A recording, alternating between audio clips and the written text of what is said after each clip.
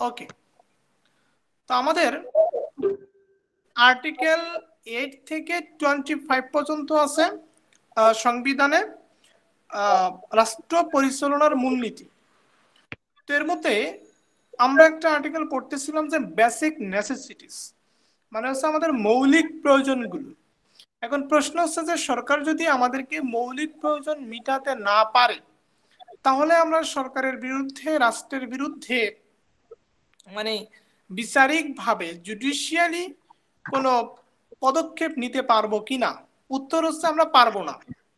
এখন পারবো না এটা কোথায় বলে দেওয়া আছে? এটা বলে দেওয়া আছে আর্টিকেল 8(2), আর্টিকেল 8(2)তে আপু, আর্টিকেল 8(2)তে। তার মানে কি বোঝা গেল যে এই পার্ট 2-তে যতগুলো আর্টিকেল আছে, সেই আর্টিকেল গুলোতে যে কথাগুলো বলছে সেগুলো যদি রাষ্ট্র ফুলফিল নাও করতে পারে, এগুলো নিয়ে আমি আদালতের কাছে যাইতে পারবো না যে রাষ্ট্র আমাকে কেন দিচ্ছে না, বা আদালতের মাধ্যমে আমি প্রতিকার চাইতে পারবো না। এই যে পারবো না, এটা বলছে 8(2), মানে হচ্ছে 8(2)তে, আর্টিকেল 8(2)তে। আপু ক্লিয়ার? জি স্যার।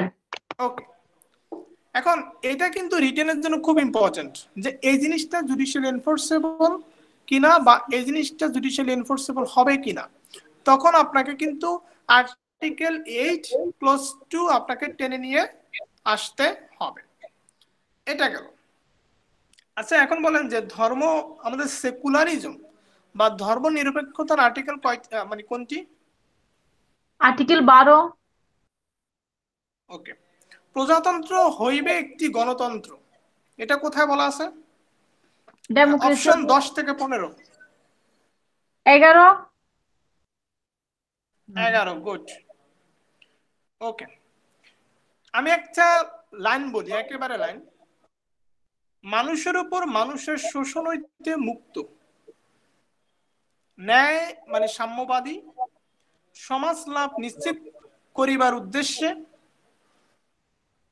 কোন ধরনের অর্থনৈতিক ব্যবস্থা প্রতিষ্ঠা করা হবে? সমাজতান্ত্রিক অর্থনৈতিক ব্যবস্থা নাকি ধনতান্ত্রিক অর্থনৈতিক ব্যবস্থা? সমাজতান্ত্রিক। সমাজতান্ত্রিক অর্থনৈতিক ব্যবস্থা। এই সমাজতান্ত্রিক অর্থনৈতিক ব্যবস্থা যে প্রতিষ্ঠা করা হবে, এটা কততে বলছে আর্টিকেল? অপশন 10 থেকে 10। 12। 10। 10, article good 10। Good good. Okay, তারপর হচ্ছে যে আপনার পরিবেশ ও জীব বৈচিত্র্য সংরক্ষণ ও উন্নয়ন, এটা কোথায় বলছে? 18 ক আর্টিকেল। 18 ক। Okay, separation of judiciary from the executive, এটা কোথায় বলছে? আর্টিকেল 22। আচ্ছা, এই আর্টিকেল 22 অনুসারে আমাদের বিচার ব্যবস্থায় বা আমাদের এই যেই একটা নতুন করে বিভাগ সৃষ্টি হয়, মানে আমাদের একটা আছে নির্বাহী বিভাগ, বিচার বিভাগ, হ্যাঁ এরকম আছে না, 3টা বিভাগ আমাদের আছে না? তো নতুন করে একটা বিচার বিভাগের সৃষ্টি হয় আর্টিকেল 22-এর আন্ডারে। আর্টিকেল 22-এর যেই বিখ্যাত যে মামলা সেপারেশন অফ জুডিশিয়ারির, সেই মামলাটির নাম কি? স্যার মনে পড়তেছে না এখন। মাজদার হোসেন কেস, হ্যাঁ, মাজদার হোসেন কেস। আচ্ছা, ওটা তো এটা একটু পাইছিলাম। যদি না লিখা থাকে তাহলে লিখে নাও মাজদার হোসেন কেস। কারণ এখানে আপনাকে বারবার এটা কিন্তু আপনাকে রেফার করতে হবে যে মাজদার হোসেন কেস আন্ডার, মানে এই কেস অনুসারে কিন্তু আমাদের নির্বাহী বিভাগ থেকে বিচার বিভাগ পৃথক হয়ে যায়। অর্থাৎ বিচার বিভাগ একটা স্বতন্ত্র একটা প্রতিষ্ঠান। ওকে, তারপরে এই মাজদার হোসেন কেসে কিছু ডিরেকশন আছে, নির্দেশনা আছে, সেগুলো আমরা পড়বো রিটেনের জন্য। আমরা যেহেতু এখন পড়তেছি, কি কি বলে, যেহেতু এমসিকিউ বেস পড়তেছি, এমসিকিউ আগে পাস করতে হবে। ওকে, জাতির পিতার প্রতিকৃতি, কত আর্টিকেল? 4 আর্টিকেল থেকে 4 5। এর ক। আর্টিকেল আর্টিকেল 4 এর ক। 4-এর ক। ওকে, সুপ্রিমেসি অফ দ্য কনস্টিটিউশন, এটা কোথায় বলছে? আর্টিকেল 7। আর্টিকেল 7। আর্টিকেল 7। ওকে, সংবিধানের কোন অংশের সাথে যদি অন্য কোনো আইনের কোনো অংশ অসামঞ্জস্যপূর্ণ হয়, তাহলে যতটুকু অসামঞ্জস্যপূর্ণ ততটুকু বাতিল হবে। এটা কোথায় বলছে? আর্টিকেল 7। আর্টিকেল 7।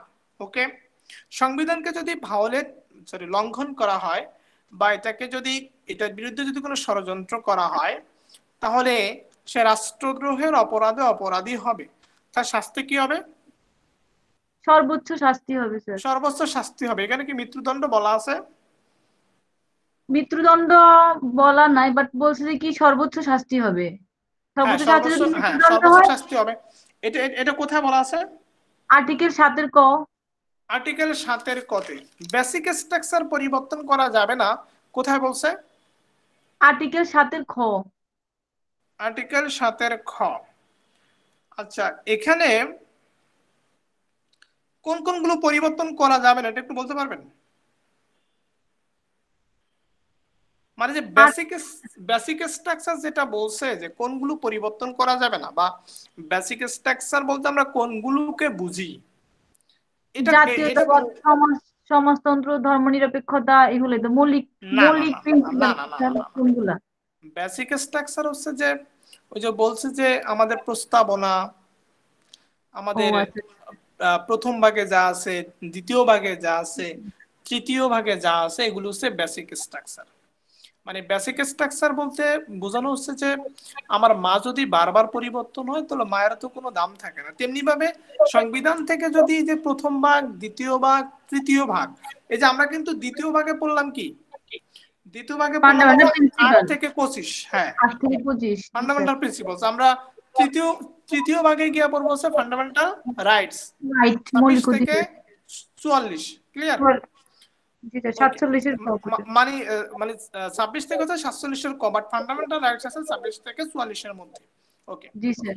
তো এখন এগুলো পরিবর্তন করা যাবে না। এখন এগুলো যদি বারবার পরিবর্তন করা হয় তাহলে সংবিধানের কোনো ভ্যালু থাকে না। তাইলে তাইলে মনে হবে যে আচ্ছা আমাদের দেশটা চালায় কি, সরকার না সংবিধান? সংবিধান। ওকে, সংবিধান। তারপরে আমাদের আমাদের দেশটা চালায় কে, জাতীয় সংসদ নাকি সংবিধান? সংবিধান। সংবিধান। সংবিধান। এখন এটাই যদি বারবার পরিবর্তন হয় তাহলে তো সংবিধানের দাম থাকবে না, ঠিক না? জি স্যার। তো এই কারণেই বলছে যে বেসিক স্ট্রাকচার বলতে বা বেসিক প্রভিশন বলতে আমরা প্রিয়াম্বল, প্রস্তাবনা, পার্ট 1, পার্ট 2 এন্ড পার্ট 3 কে বুঝি, যেগুলো পরিবর্তন করা যাবে না। না। এবং যে যাবে না, এটাই হচ্ছে সংবিধানের সুপ্রিমেসি, সংবিধানের প্রাধান্যতা। সংবিধান হচ্ছে এটাই হচ্ছে প্রভুর মতো কাজ করে। এই এই এই এই এই কথাটা মানে আর নট অ্যামেন্ডেবল, সংশোধন অযোগ্য, এটা বলা মানে হচ্ছে সংবিধান হচ্ছে মোটামুটি একটা রাষ্ট্রের মানে হেড হেড অথরিটি, এরকম একটা বিষয়। ওকে, তাহলে আমরা ভালোই পড়লাম মোটামুটি ভাবে। আমাদের আর আর মনে হয় কোনো কিছু দরকার নাই এখান থেকে। আপনার আইন পাঠ থেকে, আইন পাঠ যখন পড়ছেন, এটা তো আইন পাঠের দ্বিতীয় খণ্ড আছে, রাইট? তো ওই দ্বিতীয় খণ্ডের সংবিধান থেকে যে এমসিকিউ গুলো আছে ওগুলো কি পড়ছেন? না স্যার। আচ্ছা, ওইটা একটু একটা কাজ করবে যে মাজদার হোসেন কেস মানে আর্টিকেল 22 এর অধীনে যতগুলো কথা আছে সেই কথাগুলো একটু পড়ে নেবেন। যে 2007 সালে ভাগ হয়, হ্যাঁ, তো জি স্যার। ওইটা একটু পড়ে নেবেন। 1999 সালে জাজমেন্ট হয়, তারপরে বাস্তবে ফলরূপ করে 2007 সাল, অর্থাৎ 2007 সাল থেকে আমাদের নির্বাহী বিভাগ এবং হচ্ছে বিচার বিভাগ হচ্ছে আলাদা। এই জিনিসটা একটু পড়ে নেবেন এবং ওখানকার ডেটটা একটু মনে রাখতে হবে। হ্যাঁ, ডেটটা জি একটু স্যার। মনে রাখতে হবে। আচ্ছা, এটা আমাদের গেল, মোটামুটি আমরা পারলাম। এখান থেকে আর কিছু পড়ার মনে হয় দরকার নাই। ওকে, এবার হচ্ছে আমরা কি ওই দিন 26 পড়ছিলাম একটু? 26 কিসের স্যার? সংবিধান? হ্যাঁ। না স্যার, সংবিধান 26 পড়ি নাই। আচ্ছা, 26 পড়ি নাই। আচ্ছা, তাহলে আমরা আমাদের অন্য পড়ায় চলে যাই। আমাদের তারপর ছিল এভিডেন্স অ্যাক্ট, না? জি স্যার। আচ্ছা, এভিডেন্স অ্যাক্ট, একটা ফ্যাক্ট বললাম যে আপনার ভাই হচ্ছে একজন আসামি। তো তার কাছ থেকে তারে হচ্ছে আপনার ফুফাতো ভাই ভয় দেখালো যে তুমি তাকে খুন করছো। আমি তো জানি তুমি তাকে খুন করো নাই, বাট তুমি স্বীকার করবা যে তুমি খুন করছো। সে আপনার ভাই হচ্ছে খুন করছে, সেটা সে মানে বলবে না, সে অস্বীকার করতেছে, আমি বলতে পারবো না, আমি মিথ্যা কথা কেন বলবো। তখন তাকে বলছে, তুমি যদি না বলো তাহলে তোমার এই বাড়িতে আগুন ধরিয়ে দেওয়া হবে। তারপরে সে অবশেষে কনফেশন দিল। এই কনফেশন কি আদালতের কাছে গ্রহণযোগ্য? না স্যার, বলছে যে এটা কোথায় হচ্ছে বলছে এটা? এটা সেকশন 24-এ বলা হয়েছে গুড। জোরপূর্বক এখন ভাবে। হ্যাঁ হ্যাঁ, জোরপূর্বক এখন সে যদি স্বাভাবিকভাবে কনফেশন দেয় তাহলে সেকশন 28। কনফেশনটা আসলে কি? কনফিউশন হচ্ছে যে কি স্বীকার করা, স্বীকার উক্তি, দোষ স্বীকারোক্তি। দোষ স্বীকার করা। জি দোষ স্যার। স্বীকার করা। কনফেশন কয় প্রকার? কনফিউশন 2 প্রকার। একটা হচ্ছে বিচারিক, আর একটা আর হচ্ছে বিচার বহির্ভূত। বিচার বহির্ভূত। Okay. আচ্ছা, পুলিশের কাছে কনফেশন দিলে এটা গ্রহণযোগ্য? না, এটা হচ্ছে সেকশন 25-এ বলা হয়েছে গ্রহণযোগ্য না, 26-এ বলা হয়েছে কাস্টডিতে থাকলে গ্রহণযোগ্য না, কিন্তু 27-এ বলা হয়েছে গ্রহণযোগ্য তখন হবে যখন সেই আলামত সহকারে স্পটে গিয়ে দেখা যাবে তার কথার সাথে আলামতের মিল আছে, তখনই হচ্ছে যে গ্রহণযোগ্য হবে। এটা সেকশন 27-এ বলা হয়েছে। আচ্ছা, তাহলে এখান থেকে যদি আপনার প্রশ্ন আসে, আপনি কি ইংলিশে লিখবেন না বাংলায় লিখবেন? বাংলা লিখবো স্যার, ইংলিশে ওকে পারি না। ওকে ওকে ওকে। আর যদি আপনাকে জিজ্ঞেস করা হয় যে দোষ স্বীকারোক্তি কখন গ্রহণযোগ্য কখন গ্রহণযোগ্য নয়, এরকম ভাবে যদি ডিরেক্ট প্রশ্ন আসে, পারবেন? জি স্যার, পারবো। ওকে। যদি রিটেন থেকে এখানে ডিরেক্ট প্রশ্ন আসে তাহলে এভাবেই আসবে। আর যদি প্রিলি থেকে আসে, আমরা যেটা আলোচনা করলাম সেখান থেকে আসবে, আর কোনো সমস্যা নাই। আচ্ছা, অন্য সাবজেক্ট? স্যার এখানে তো আরো আছে, তো আমরা ক্যারেক্টার পড়ছি না, 52 থেকে 55, এরপরে ও 56 আচ্ছা থেকে আচ্ছা আচ্ছা, 58। তারপর 52 থেকে 55। আচ্ছা ঠিক আছে। তো এখানে আচ্ছা, 52 থেকে 55 হচ্ছে হোন ক্যারেক্টার রিলেভেন্ট, রাইট?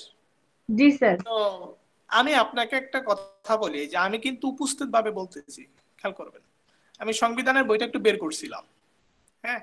জি তো স্যার। এই যে এখন কিন্তু উপস্থিত ভাবে বলতেছি, তো এই জিনিসটা কিন্তু একদিনে হয় নাই, কিন্তু সম্ভব। জাস্ট 1 ইয়ার, মনে আছে? জি জাস্ট স্যার। 1 ইয়ার।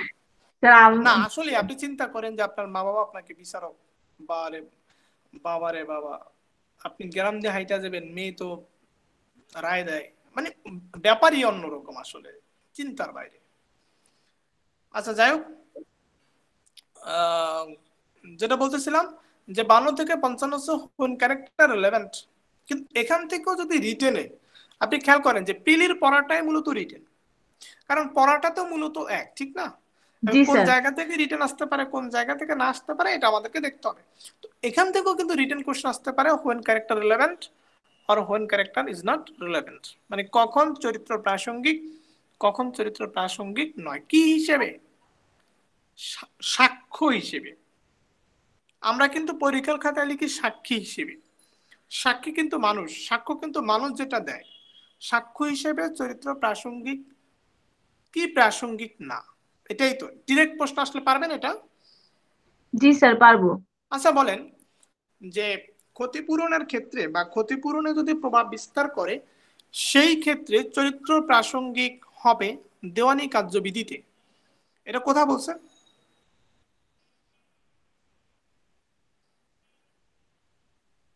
স্যার বুঝি নাই।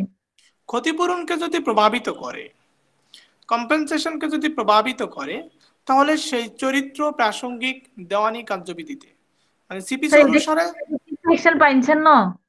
হ্যাঁ, 55-তে বলছে এটা। আচ্ছা স্যার দেওয়ানি 55 এটা আমি একটু বুঝি নাই প্রথম থেকে। আচ্ছা, দেওয়ানি কার্যবিধিতে চরিত্র প্রাসঙ্গিক না, এটা কোথায় বলছে? দেওয়ানি কার্যবিধিতে চরিত্র প্রাসঙ্গিক এটা হ্যাঁ, প্রাসঙ্গিক নয়, এটা কোথায় বলছে? সেকশন 52। দেওয়ানি কার্যবিধিতে চরিত্র প্রাসঙ্গিক, এটা কোথায় বলছে? সেকশন 55, 55। 55। ওকে। ভালো চরিত্র প্রাসঙ্গিক, এটা কোথায় বলছে? সেকশন 53, 53। খারাপ চরিত্র প্রাসঙ্গিক? 54। 54। আচ্ছা, এখানে আমরা কি এটা পড়ছিলাম যে পূর্বে যদি কাউকে দণ্ড দেওয়া হয়, সেই পূর্ববর্তী দণ্ডের সাক্ষ্য হিসেবে খারাপ চরিত্র প্রাসঙ্গিক, এটা পড়ছিলাম আমরা? জি স্যার, এটা সেকশন 54। হ্যাঁ 54, মানে previous bad character is relevant under 54। 11। ওকে। এখন একটা মানুষ খুন করছে, সে সাক্ষ্য দিল, না মানে সে নিজে নিজে বলতেছে যে আমি খুন করছি, এটাকে আদালতের নিকট প্রমাণ করার দরকার আছে? না স্যার। এটা কোথায় বলছে প্রমাণ করার দরকার নেই? Section 52, fifty sorry sorry, eight না ফিফটি এইট 50, ফিফটি এইট মানে অ্যাডমিটেড ফ্যাক্টস, স্বীকৃত বিষয়গুলো।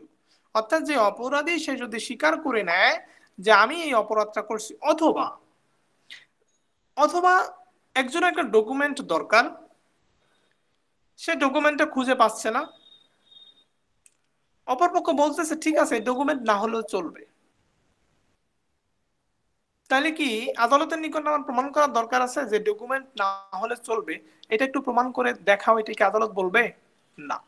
না। এখানেও কিন্তু মানে এক পক্ষ যদি আরেক পক্ষকে স্বীকৃতি দিয়ে দেয় এরকম একটা বিষয়, বা এমন একটা ঘটনা ঘটে গেছে যেটা প্রমাণ করার দরকার নাই, এমন একটা বিষয় অপরপক্ষ বা সেই পক্ষ উপস্থাপন করছে যেটা প্রমাণ করার দরকার নাই, এটা হচ্ছে 58। ওকে স্যার, স্যার বাংলাদেশের 57টা একটু বুঝে দেন, 57 57 তো সেকশন। একটু মুখস্থ রাখতে হবে, এটাই বলতেছিলাম। যে মনে করেন যে বাংলাদেশের আয়তন হচ্ছে 1,47,570 বর্গ কিলোমিটার, এটা প্রমাণ করার দরকার আছে? না স্যার। বাংলাদেশ একটা জাতীয় সংসদ আছে, প্রমাণ করার দরকার আছে? না স্যার। সহকারী জজের সিল ব্যবহার করে, এটা প্রমাণ করার দরকার আছে? না স্যার। নাই। এটি হচ্ছে 57 আছে, 11টা পয়েন্ট বলছে। এটা জাস্ট একটু মানে রিটেনের জন্য মুখস্থ রাখতে হবে। কিন্তু এমসিকিউতে যদি এভাবে আসে যে 57 অনুসারে কতটি ক্ষেত্রে আদালতের নিকট প্রমাণ করার দরকার নাই, 11টি, আর কি কি সেটা হচ্ছে রিটেন, বুঝছেন? মানে জি স্যার। রিটেনে যদি আসে এখান থেকে এভাবে আসবে। আবার আমরা যেহেতু প্রিলি বেস পড়তেছি, কিন্তু রিটেন কিভাবে আসতে পারে সেটাও দেখতেছি। বিচারিকভাবে দৃষ্টিগোচর, জুডিশিয়ালি নোটিসেবল। আচ্ছা আপু, আরেকটা কথা বলি, যে আপনি তো বাংলায় পড়েন বা বাংলা বইগুলো একটু বেশি পড়েন, তো আমি বলবো যে আপনি যেমন আমি যে এই যে একটা কথা বলেন জুডিশিয়ালি এনফোর্সেবল, এটা কিন্তু আপনার ওই যে এমসিকিউতে নাও লেখা থাকতে পারে যে বিচারিকভাবে দৃষ্টিগোচর, মানে হচ্ছে কিছু কিছু টার্ম থাকে, কিছু কিছু ওয়ার্ড থাকে যেগুলো আসলে যারা কোশ্চেন মেকার তারা আসলে সেটাকে ট্রান্সলেট করার চেষ্টা করে না। জুডিশিয়ালি এনফোর্সেবল হলে সেটা প্রমাণ করার দরকার নেই, এটা কত ধারায় বলছে? সেকশন 56। সেকশন 56। আমি কি বুঝতে পারছি আপনার কি বলছি এতক্ষণ? জি স্যার। স্যার আমি এমনি তো ওইগুলা মানে যেগুলা কমন সেগুলো এমনি পারি মাশাআল্লাহ, মানে জুডিশিয়ালি এনফোর্সেবল এটা তো দেখা যায় এমসিকিউতে এভাবে আসতে পারে, যেটা আপনি বলতে চাচ্ছেন বাংলা নাও লিখতে পারে, লিখে থাকতে পারে দৃষ্টিগোচর। আমি বুঝবো কি না ওইটা হ্যাঁ বল, হ্যাঁ হ্যাঁ, ওইটা না এটাই স্যার? এটাই এটাই এটাই এটাই, হ্যাঁ হ্যাঁ। আচ্ছা তো এখন হচ্ছে 7 বছর ধরে একটা মানুষকে পাওয়া যায় না, তাকে আদালত কি মৃত ধরে নিবে নাকি জীবিত ধরে নিবে? তাকে আদালত মৃত ধরে নিবে, এটা হচ্ছে সেকশন 8-এ বলা হয়েছে। 108। 108-এ। আর হচ্ছে 30 বছর ধরে যাকে পাওয়া যায় না তাকে আদালত সেকশন জীবিত 7-এ, ধরবে। তাকে জীবিত ধরা হবে, সেটা হচ্ছে সেকশন 107-এ। হ্যাঁ, এখানে কিন্তু আপনাকে ফ্যাক্ট বেস আসতে পারে যে আব্দুর রহমান নামে একটা লোক, তাকে 7 বছর ধরে খুঁজে পাওয়া যাচ্ছে না বা 30 বছর ধরে খুঁজে পাওয়া যাচ্ছে না, এক্ষেত্রে প্রমাণটা কে করবে বা কিভাবে করবে? যে অস্বীকার করবে সেই সেটা প্রমাণ করবে 107 এবং 108। জাস্ট টাইমটা মনে রাখতে হবে, 30 বছর 7 বছর, 30 হচ্ছে আগে মানে 107, আর 7 হচ্ছে 108-এ। তাহলে এভিডেন্স এক শেষ না?